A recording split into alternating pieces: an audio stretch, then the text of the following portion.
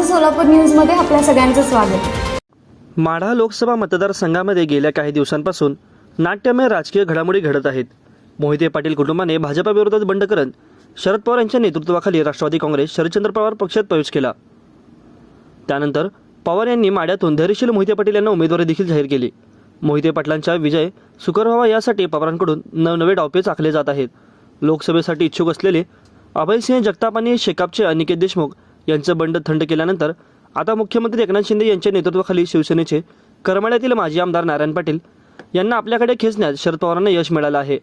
नारायण पाटील यांनी राष्ट्रवादी काँग्रेस शरदचंद्र पवार पक्षात प्रवेश केला असून करमाळ्याचे विद्यमान आमदार संजय शिंदे उपमुख्यमंत्री अजित पवार यांच्या नेतृत्वाखाली राष्ट्रवादी सोबत आहेत। त्यामुळे नारायण पाटील यांनी शरद पवारांसोबत जाण्याचा निर्णय घेतल्याचं दिसतं। धैर्यशील मोहिते पाटलांच्या राष्ट्रवादी शरदचंद्र पवार पक्षातील प्रवेश सोहळ्यावेळी नारायण पाटील उपस्थित होते, त्यामुळे तेही पवारांच्याच राष्ट्रवादीत प्रवेश करतील असं सांगितलं जात होतं। अखेर या चर्चेवर शिक्कामोर्तब झालं असून पाटील यांनी हाती तुतारी घेतली आहे। माझं सोलापूर न्यूज या यूट्यूब चॅनलला सबस्क्राईब करा आणि बेल आयकॉन प्रेस करायला विसरू नका।